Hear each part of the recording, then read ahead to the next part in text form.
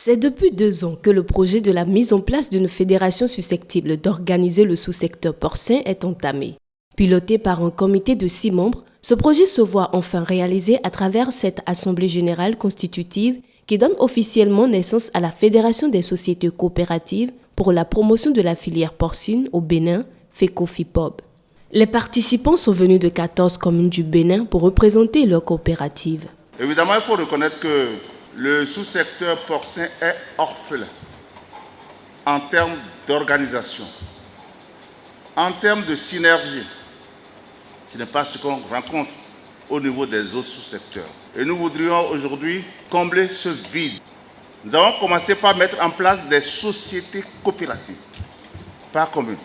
C'est des coopératives qui disposent d'un capital social.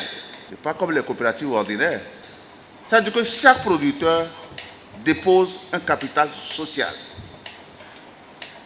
Ce capital social devient le capital de la coopérative, ce qui va lui permettre de mener des activités économiques qui vont générer des bénéfices qui seront distribués sur les coopérateurs. Ces coopératives vont déposer également un capital social au niveau de la fédération. Ça veut dire que la fédération également va mener des activités économiques et faire un retour de bénéfices vers les coopératives.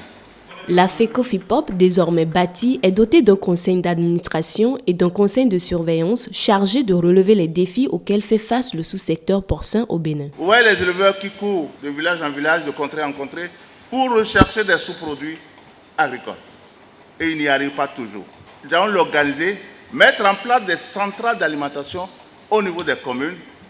Nous allons signer des contrats avec les différentes structures des industries qui disposent, qui fabriquent des sous-produits agricoles, dont la brasserie.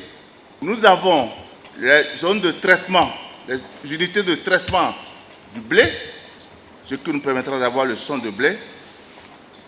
Nous avons la possibilité d'avoir la mélasse de canne à sucre à 120. Nous avons le son de maïs au niveau de la maïzeraie de Boycon. Nous avons plusieurs unités qui produisent les tourteaux de palmis. La question du marché, de commercialisation du porc et de la fixation du prix du kilo du porc. On ne va plus continuer à vendre le porc à la criée. L'autre grand défi que la fédération entend relever est le phénomène de la peste porcine. Un virus à lourde perte pour les éleveurs qui, pour être jugulé, nécessite une formation de qualité à l'endroit des éleveurs. Cette formation prendra en compte non seulement l'aspect hygiène dans l'élevage, mais également permettra aux éleveurs de devenir des professionnels et de générer des entreprises d'élevage de porc au Bénin. Pour y arriver, une collaboration avec les structures décentralisées, notamment le ministère de l'Agriculture, de l'Élevage et de la Pêche, s'avère nécessaire. En effet, la production porcine a été longtemps sous-estimée malgré ses nombreuses potentialités. Cet état de choses est lié à des préjugés sociologiques longtemps considérés et à la non-structuration de la filière porcine. Vous avez décidé de rompre donc avec cette léthargie et le ministère de l'Agriculture et de la Pêche vous donne toute l'assurance à travers le ministre qui m'a mandaté qu'il vous accompagnera afin de mieux promouvoir cette chaîne de valeur au bout. La contribution des acteurs de cette filière au développement de notre pays et de notre commune n'est plus à démontrer. Votre contribution à la promotion de l'économie locale. C'est pour cette raison que le maire Arwandino Angelo et tout son conseil vous souhaitent la bienvenue et vous accordent, n'est-ce pas, toute l'hospitalité nécessaire.